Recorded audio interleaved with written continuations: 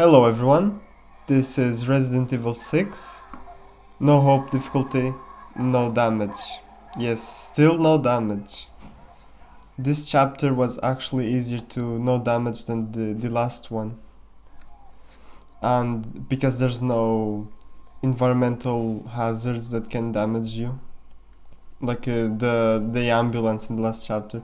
But for this part, you actually need to be really quick to equip the knife and slash the enemies. Just spam the slash and just do that because the enemies here can attack you really quickly.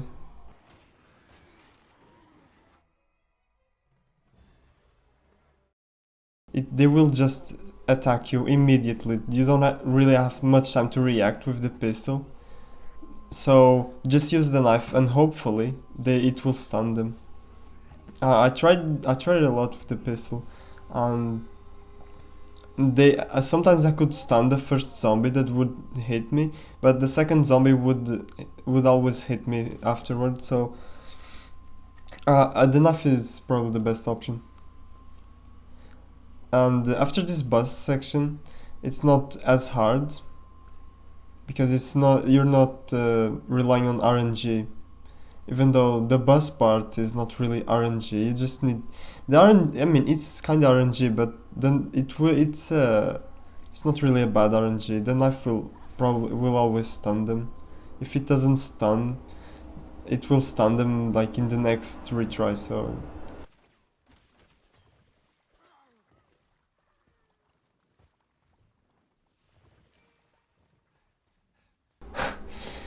there's a track.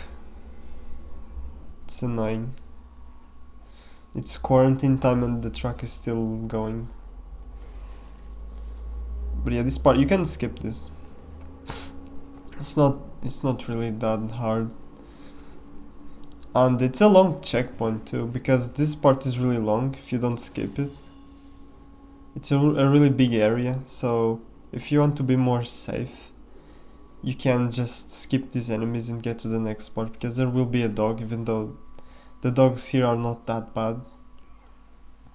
And Elena just fell into the hole. If you fall into the hole, you don't take damage, but I think there's a enemy down there and he will grab you instantly and you will take damage. One thing I don't really understand about this game is when you get grabbed, you will instantly take damage even though the enemy didn't really hit you, but you will instantly lose, I think it's 3 squares of life. So and it's really silly because even if your partner helps you, you still lost those 3 squares. There's no way of avoiding it. Like the enemy will the that the moment the enemy grabs you, it's instantly 3 squares that you lose. So I don't really get that because relying on the partner, it just becomes useless. I still appreciate the AI partner in this game because it kind of helps in sometimes, but in that aspect it doesn't really help. So I think it's kind of useless of the help mechanic. In Resident Evil 5 it worked perfectly because you could use the grabs as a strategy to do combos with your partner. And in this game, if you get grabbed, you instantly lose health. So I don't really like that. It's really useless having a partner help you if you're gonna lose life anyway. So a grab in this game is a restart. I don't really like that. I don't know why it's like that. I I wish it was different because I was grabbed in this game really a lot of times, and the partner immediately helps you. That's really great. The partner is really helpful, but it doesn't make a difference if you lose life anyway. So this is the checkpoint. The checkpoint is gonna be in this door, so you could really skip straight into here.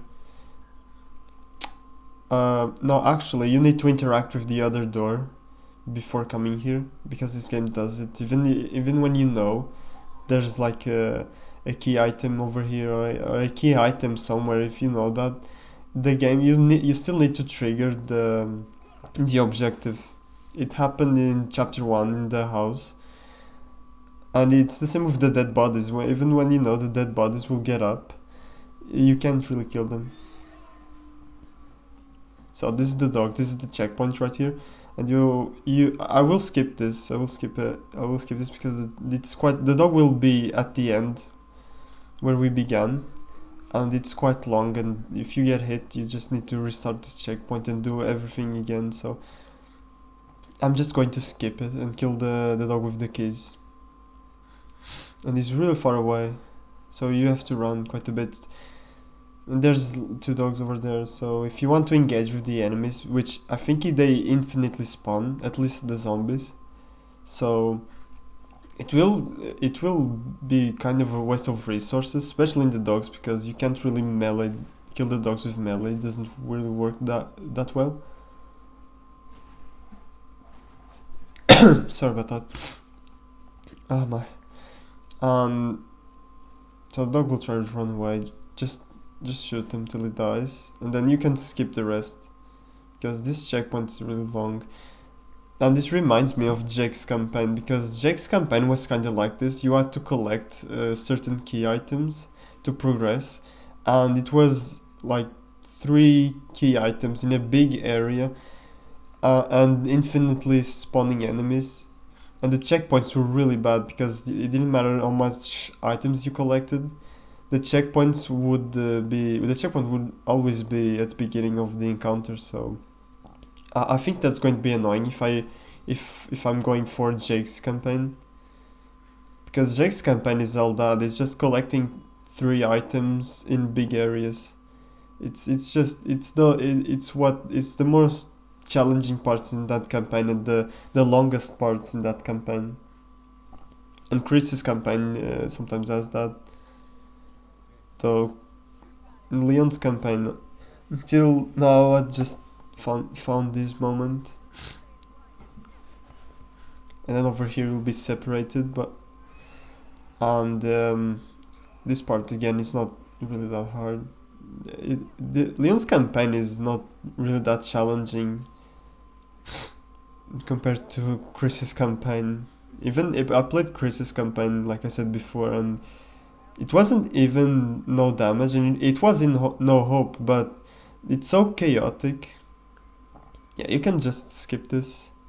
There's no point in fighting these enemies. They can damage you pretty easily, and it's a waste of ammo if you damage them in this state. I'm just waiting for them to open their thing. I don't know what it's called, but that their red weak spot. Because if you don't hit them on the red weak spot, you'll just waste a lot of ammo. And now we are going to progress to probably the hardest part of this chapter. It's a gauntlet fight, and I think it's skill based and not the time based. Because sometimes I can progress in this part really quickly, and sometimes really slowly. It depends. So the first wave is really easy. You just need to do what you normally do when dealing with normal zombies, because they're still normal zombies. The waves later will be the red ones, the ones that can transform, and those are really hard. So I will be stunning them and then using the melee, using the trick shot and dodging and stuff like that. Just playing the game normally, I guess, really badly, but just using the trick shot in these guys, because you will kill them instantly, the guys with the weapons.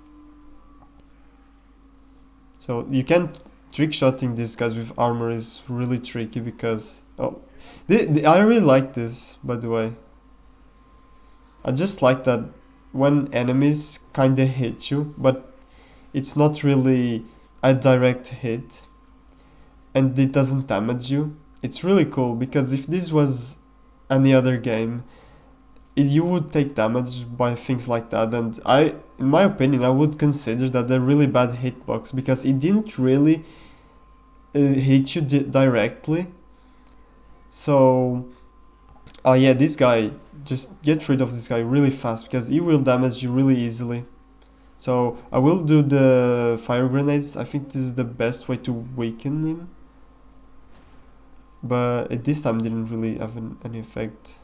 I think it only has a really good effect if you use the incendiary grenades. But like I was saying, that hit right there would be considered like a really bad hitbox hit. And for a game like this, having like a fair hitbox and still like you still get hit but doesn't count as a damage. It's really cool, even though you will still get punished, which is good because I guess it's not really unfair. You don't have all the advantage, so you still get punished by flinching, which it can give the enemies a little bit of an advantage, but you don't immediately get damaged. So that's really cool. It will happen again in the second boss fight in this chapter. It's again really fair. You will get knocked over, which it punishes you by knocking you over and you having a really slow recovery, but it doesn't damage you because of a really bad hitbox. So it's really fair. But yeah, this if you use the incendiary grenades here, it will be really easy. And you just need to be careful with the shriekers. Just kill them instantly when they have the weak spot exposed because they will do damage. Doesn't matter where you are. They are really easy to get damaged by. So it's the best. I think it's the best strategy just to go for them, prioritizing them. This part is a really slow part, and I think there will be parts where I'm going to stop like that because I'm checking like my messages and stuff like that. I in my dead space to run, there's parts where just stop, especially in chapter 6 because I remember I was talking with a friend on my phone, and and it was really awkward because I wanted to reply to him but I was playing and I was like, oh, it's really it was a conflict. I don't know if I would reply to him or just wait 30 minutes until I get this done. But on Dead Space was easier because again, look, I was just checking my phone. I'm not really patient for stuff like that. If someone sends me a message, I just need to reply right away because if I don't reply right away and I'm online and they see that I'm online, I'm afraid that they think that I'm ignoring them, and I don't want them to think that, even though they won't think that. It's just me. This was a really good opportunity to check my phone in these unskippable cutscenes. I don't really get this. I know because you need Elena to do this, I guess. So I don't know what's the difference though. Maybe yeah. No, I kind of know. You need to put both at the same time, I guess. I guess that's how the system works. But the next part is these next parts will be just puzzle based. I guess some good old Resident Evil puzzles. I mean, it's not. They are cool puzzles though. They're not really boring because you still there. It's like a trial. It's like a trial where you need to dodge the arrows, and it's really cool. I have to admit, it feels like you're really pushing yourself to dodge the arrows, and it feels really great when you dodge them all. And they do quite a lot of damage too, so avoiding them is the best way. I'm still conflicted about the no damage run. I don't know if I'm going to do it all no damage. I don't really know this game, and I just jumped into it, and I haven't really seen YouTube runs for this game to see if anyone has no damaged it, because if anyone has no damaged it, that gives me a lot of confidence that I will no damage this game. It is possible to no damage this game. The only run that I saw, as I said in the last video, was ID's run, and he wasn't really no damage, but it was a no life cube loss, which is kinda, it's basically no damage, because only not losing a life cube in this game is really hard, because normally enemies will take 3 life cubes with a normal attack. I don't really remember attacks that only take you a little bit of the first cube. Only the Shrieker. That's the only attack I can like say that you only lose a little bit of the first square, and the environmental damage that I took in the first chapter. But I don't really count that, because first of all, it looked really cool, and second of all, it's so cheap. It's not really challenging. Even if I repeat it, it's not really challenging. If it was something like this right now, it would be really challenging, because this is actually challenging. I didn't retry it a lot. This was like, what, my third attempt, but it's not easy if you're not used to it, I guess. It's quite challenging. It's tricky. There's the Now it's only puzzle time. There will be a puzzle where I'm going to cut the video because I took what, 10 minutes to figure out what I had to do. It was the bells, the church bells, and I was missing two, and you had to shoot those really small bells, and I wasn't seeing them. And here was a cut, because I took quite a while to again reply to messages. Yeah, it's going to be the yeah. As you can see, I'm not really familiar with this, so I'm just wondering, just like where what do I have to do? I think I have to shoot the bell, not the bell, to aim at that thing.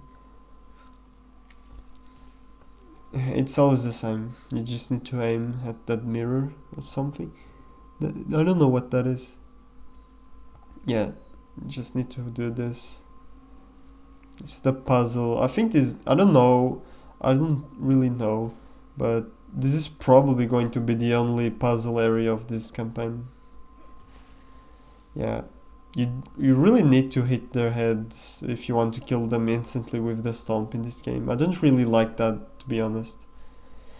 Even though I don't think that hitting enemies with melees when they're in the ground is a really good idea, because enemies in this game can attack you when on the ground, which I think it's really stupid, because to me, in a Resident Evil game, when an enemy is lying down, it's because you knocked them over, and that's punishing the enemy. And if you knock them over, you have the opportunity to punish him with the knife. That's how it worked in the old Resident Evil games. Well, or not all the, RE4, RE5. I don't know about RE7. Never played it. But that's always what you do. You knock down the enemies, mainly for crowd control, and so that you can punish them on the ground. In this game, you can't do that. So, not even for oh my god, what is the word for it? For crowd control. The crowd control here is more the melee in the normal melee. Yeah, I cut there. You see, I split the video there because I wasn't finding it. Took me quite a while to know it was. Yeah, it's that bell. But yeah, just I don't know why the enemies can attack you on the floor, and they're really fast. So stomping them is not really that good in this game, and I wouldn't even the knife attack, which is it kind of I think it instantly kills the enemies if you do get in the right position, but I don't really know why that decision. I really like to just knock the enemies down and just punish them with the knife. That's how it worked in Resident Evil games. And on this one, every time I try to do that as a force of habit, I get punished because I get grabbed. And it really sucks because in this game, especially on that section that I did on the gauntlet section, there's a lot of times where, especially on my failed attempts, where I knocked over a lot of enemies with my melee, and they're just there laying down, just waiting for you to punish them logically. But in this game, there's nothing you can do. You just waste ammo and shoot them in the head while they are on the ground, or I don't know what to do. Maybe I'm just missing something. But in the old Resident Evils, you could knife two enemies on the ground until they die. So, well, we have this boss now. It's not really that bad. I kind of like it. The only thing that I don't like about this boss is it's kind of bullet spongy. Maybe I don't know the right strategies for this, but well, I just I went for I went with what I you know what I thought it was right. Just shoot him until it dies. And you have a lot of opportunities here to shoot him with the shotgun. I don't know if when this boss gets up, if it has iframes. Hopefully it doesn't, because if it does iframes when it goes up like that, and then I wasted a lot of ammo over there. But yeah, when the boss goes up there, you just need to be careful here because there will be zombies. Just need to dodge them until the boss comes down again. I think that when the boss does this smoke attack, it will kill nearby zombies, if I'm not mistaken. And he only does that if you shoot him a lot of times. So just shoot the boss until he does that. So the path will be more, so that there's not a lot of zombies ruining your run. Yeah, but this boss really does take a beating. I'm glad that I have a lot of ammo. The knife, that's why I was kind of planning to use the knife, because I knew a boss like this was going to be a thing. So not wasting ammo in this game. This is still, even though people don't really consider it, this is still a survival horror game to me. And you still need to be careful with your ammo. Just because it has more explosions and you have more movement doesn't mean that it's not a survival horror game. But I could be wrong. I mean, I think it's a subjective thing, in my opinion. I don't know. I still think it's a survival horror game. Ah, yeah, it's going to take you really long to kill this boss.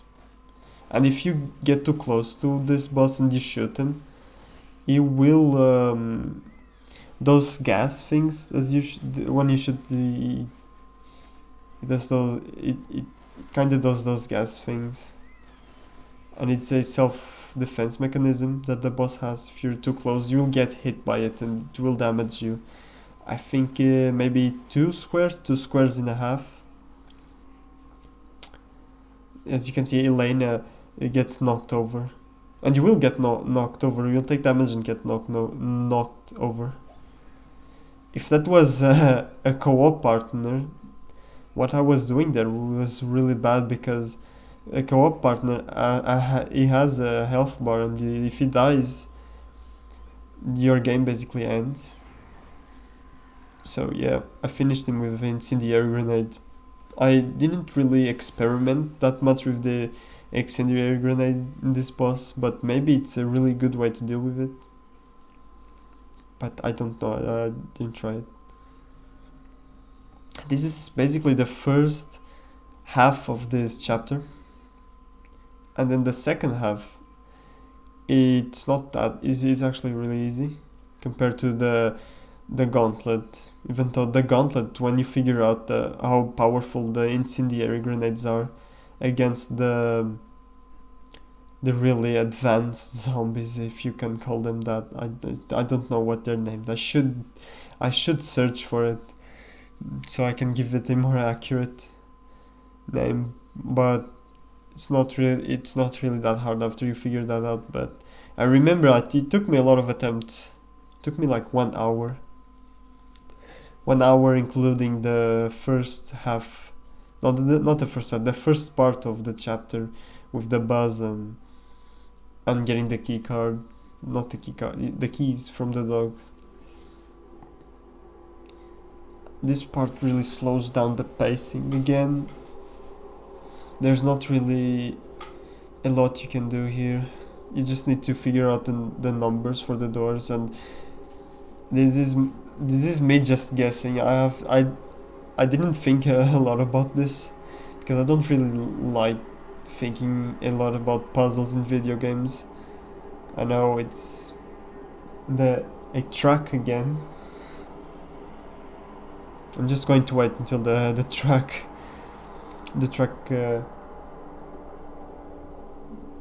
I don't know why there's a lot of trucks passing by. This is supposed to be quarantine time. Like yesterday, there were nobody in the streets, no trucks, nothing. Not only yesterday, but the past few weeks, there's just emptiness on the streets. But today, they just decided to roam free and annoy me for some reason. I'm glad they didn't do that yesterday. Yeah, but these puzzles are really simple. But I was just guessing. That was a guess, by the way. That wasn't intentionally opening that door. Even though there's boxes over here, and they will give me nothing. It was unintentional. So yeah, and then the next one I will open it first try unintentionally again. It's not really a puzzle you think really about. It's more like trial and error. But I did it first time, thankfully, because I don't really like to take a lot of time on this. Look at me, I'm just like, huh, what am I going to press? And I'm kind of looking around, trying to guess. And I think I guess. I'm like, huh, no, that's not it. Oh, it's 0. Yeah, because there's a door there with a 0 in the beginning, so I was like, yeah, maybe it can be 0.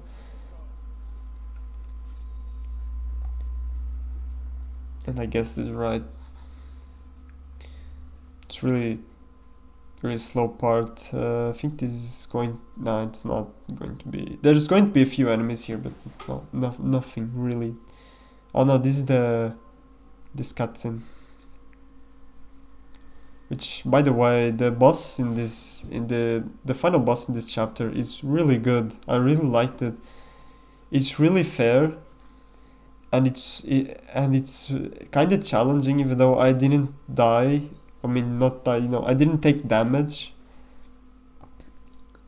I only took damage in the set pieces where there's things falling, and yeah, those things can instantly kill you, which it will affect my ranking, unfortunately. I don't really care about the ranking in this game, but it's kind of when I know that I could have a better rank with 0 deaths, but instead I have 3 deaths because there's some enemies that will grab you and will kill you instantly, and Elena won't pick you up, so you can't really restart the checkpoint.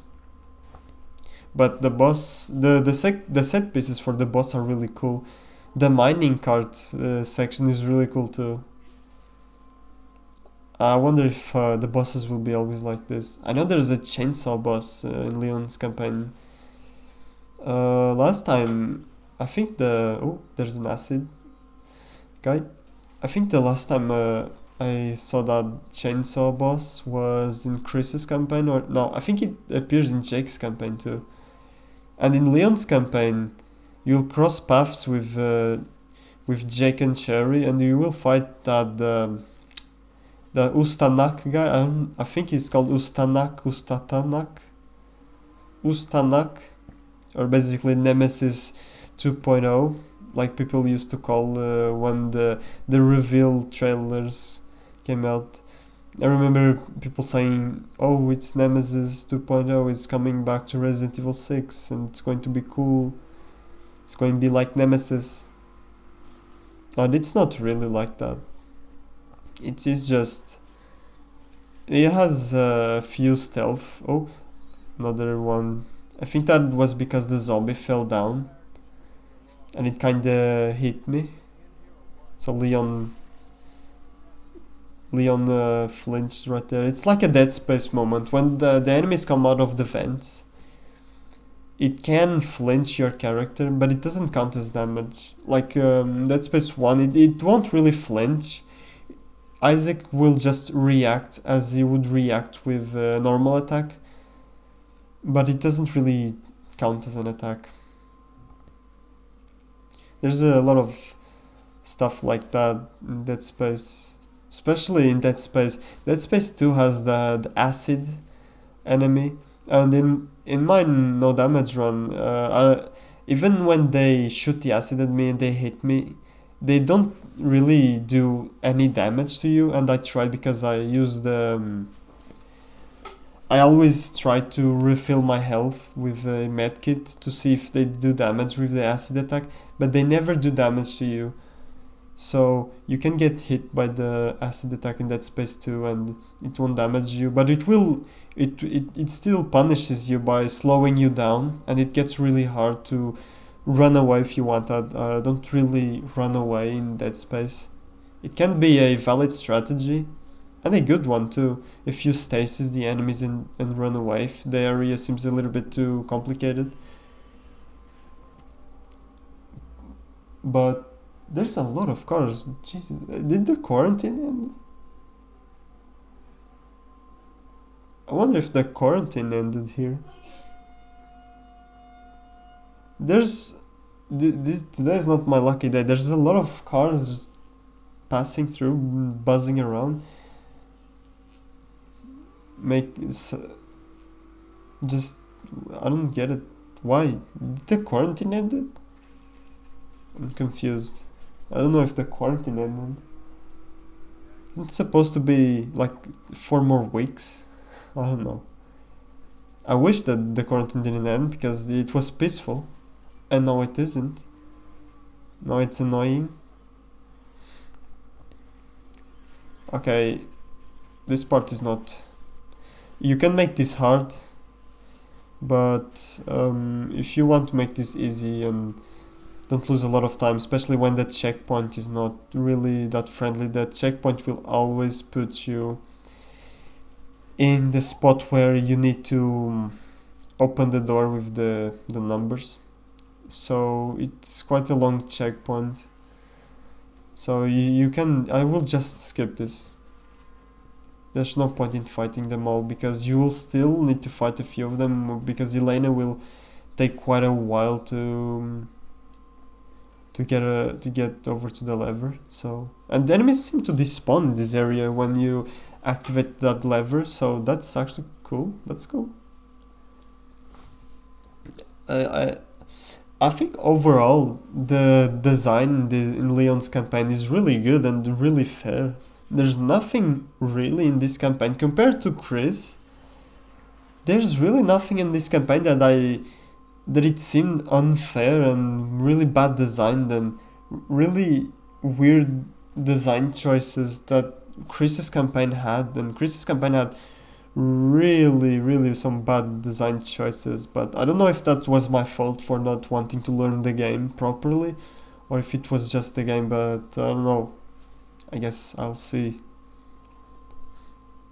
But until now, Leon's campaign is pretty solid, and that that guy wouldn't grab me if it wasn't for this cutscene. Enemies can still move in cutscenes, by the way, which is bad. I guess that's a design choice that I don't really agree. But you will get iframes.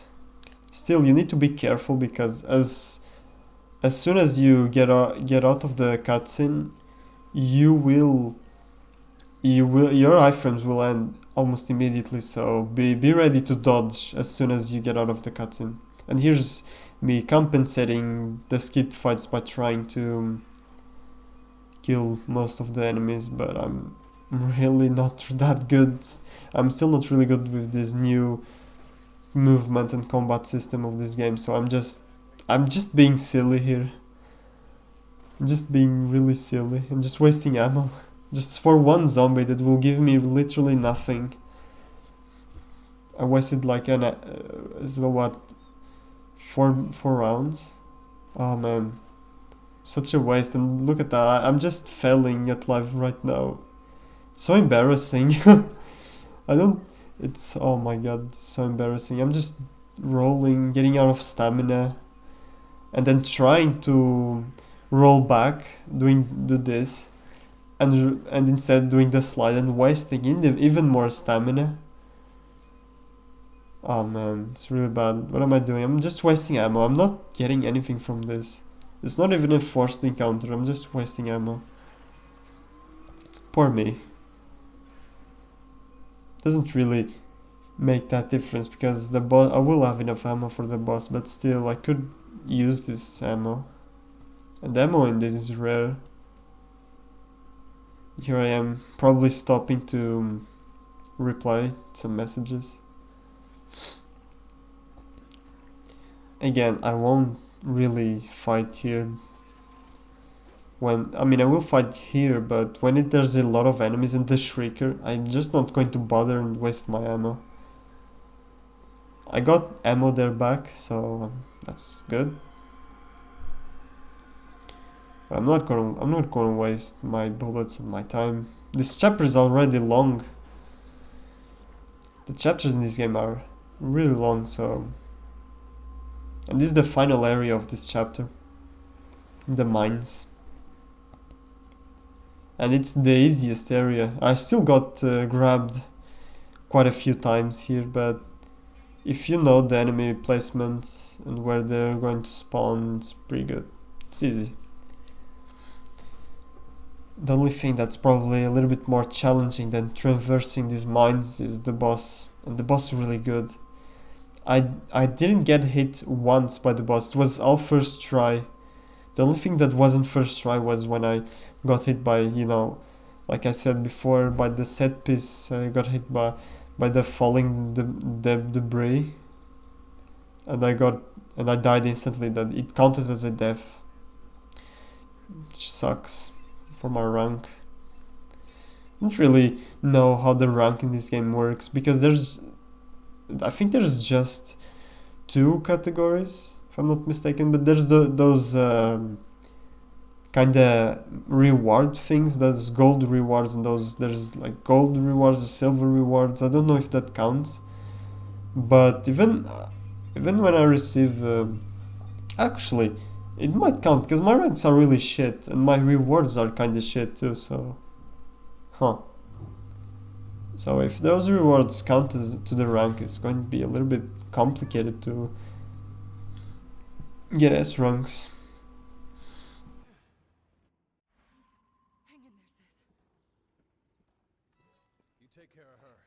This part is not really that hard to.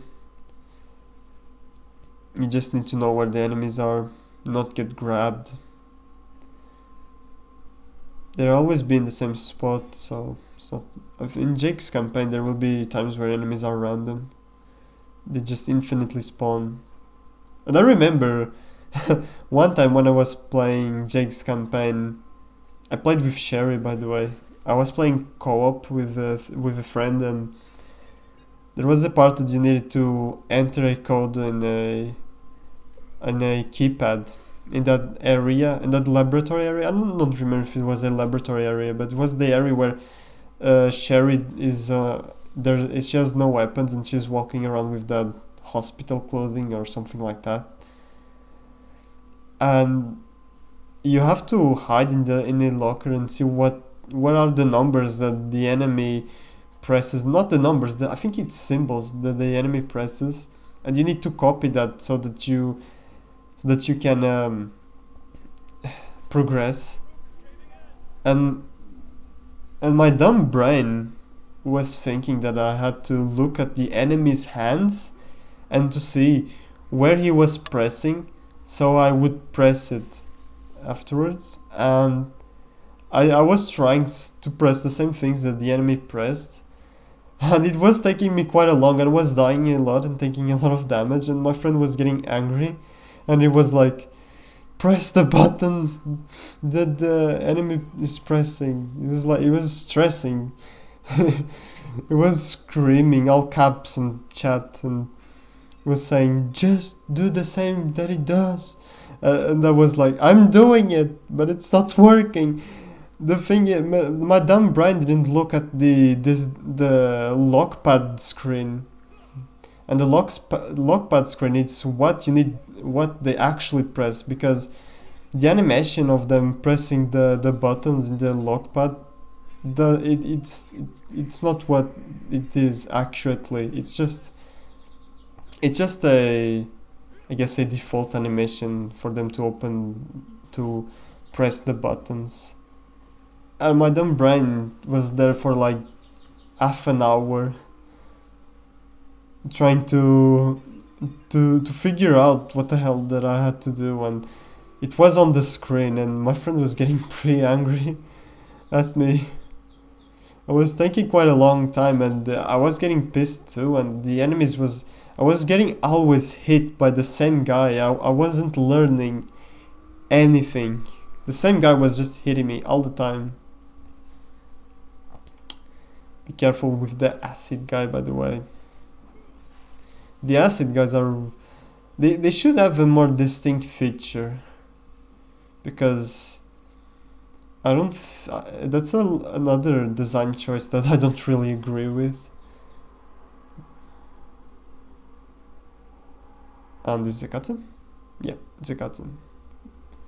I said it in the first chapter that making the zombies that spit acid the same way, have the same features as the normal zombies, not really that. It's not really good, because you need to be you want to. Oh, thankfully this is not mandatory damage, by the way. And I'm gonna be dumb here and try to melee her, even though I'm at risk. It worked. I just think it was because of Ada. Ada was shooting, and probably that was why it worked. Because I don't think my melee did anything, to be honest. Yeah, I like this part. This is basically the beginning of the boss. The boss will have these set pieces where you have to run away, and here I am. My inventory is full, which I find that really weird, and I just leave those bullets there, which they're really important. Just leave it. So if you're doing this no damage, there's no point in picking up herbs, and I picked up herbs because I like to pick up everything, and it just wastes my inventory space, and then I can't pick up bullets, which is weird. A game like Resident Evil 6 I wouldn't really hurry about inventory space, especially when the inventory management in this game is terrible. There's like a million inventories. There's like the horizontal inventory, there's like the vertical inventory, there's like the horizontal inventory for the weapon. It's so weird. I don't like the inventory in this game. There's too many buttons for the inventory. There's like E for the normal items like bullets and stuff like, and herbs. There's like F for the grenades, and G for the normal weapons. Though you can use the mouse scroll to switch weapons, but I don't really like to use the mouse scroll, especially when my mouse scroll is really bad. My mouse scroll can move. It's not bad because it's a bad mouse scroll. It's bad because it's so old and really used that when I scroll down in when I'm you know, doing normal stuff on the internet or on Discord, and I'm just seeing what's up with people, what they're talking about, and I'm just scrolling. The mouse when you scroll down, it will scroll up and scroll down and scroll up because the sensitivity of the scroll is all screwed. So and then I'm not a really big fan of switching weapons on the scroll because it's not really accurate. But yeah, this boss is really good. Look at that, like it's really fair. The hitboxes are good, and even when she hits you and you kind of see that the hitbox is not really fair, it will just knock you down and it won't damage you, and that's amazing. More games should do that. And she seems to have the same animations as Jill in Resident Evil 5. You know, Jill boss fight. She kinda has those weird sexualized animations. This boss kinda looks like she has the same animations, which I don't really mind. Like that's definitely a Jill animation. That's definitely a Jill animation. Don't screw with me, that's a Jill animation. Here's me trying to be trying to be better than I actually am and failing. You just shoot the weak points. Shotgun, I will recommend the shotgun because the pistol doesn't really do that much damage, but it's no point in shooting her. If you get rid of all the weak points, she will die. Not, you know, not die, but you will progress to the next section. Man, but this boss is really good. It's extra good because I got past it first try because it's so fair. It's a really fair boss, and it's not bullet spongy like the other one. Oh man, that looked cool, that dodge. Ooh, did you say that? I don't get that. I think that was a fair hitbox to take damage, but I didn't take it. I don't know if it was because I crouched and since I was crouching, the game kind of counts it as a dodge, so the game kind of interprets it as a bad hitbox or I don't know. That one I don't really know what to think about that one, to be honest. Like the zombies trying to grab you and they kind of fail in their grab, but they still kind of hit you on the side. That I understand why I didn't take damage, but that seemed like a good hit. It wasn't really unfair because it was a fail on my part because I didn't dodge correctly. I just crouched. So I should be punished there with damage, in my opinion. It's making this boss being a little bit too fair. But yeah. See, that's a good way to do. Or just don't be near her when she does that. And as soon as you destroy her weak spots, you'll progress to the next part, which is the part where I died, I think. Yeah, it was the part where I died in this boss fight because of the debris. It was you need to run down here and you need to be careful with the debris because if it hits you, you will instantly get instantly downed. Yeah, there's no point in breaking that.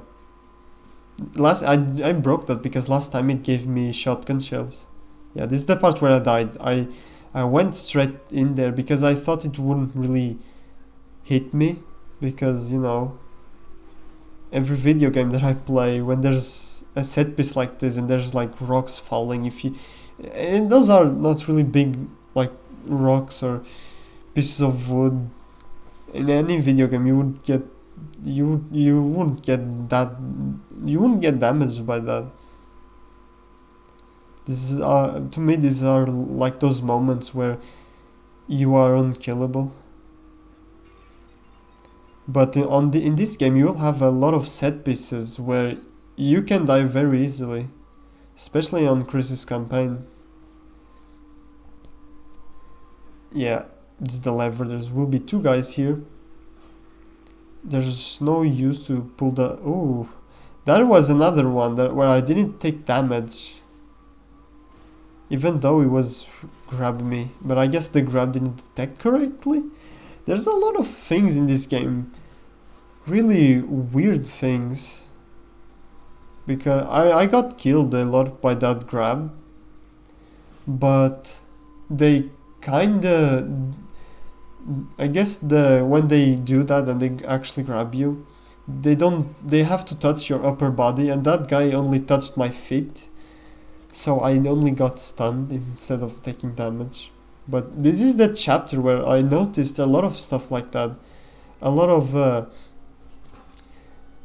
attacks that I just get punished by getting stunned instead of getting hit. It's really weird. Not that I'm complaining. I would rather get stunned than take damage and restart the checkpoint. And this is the last part of the boss. I don't know if this is time based or damage based, like the boss in the chapter 1. I would believe this one would be time based, because unless the path, the railroad or whatever loops, I think it's timed. No, not timed. Like if it loops, I think it's damage based. But I don't think this railroad loops, and I didn't really get rid all of her weak points, and still. Oh no, I will. Huh, interesting. Maybe it loops if you don't deal enough damage, but I don't know. It does it. It seems really this railroad seems really specifically designed to be something that loops. Because there's games there's games where that happens, where it just loops until you do enough damage. Like in the train in Metal Gear Rising.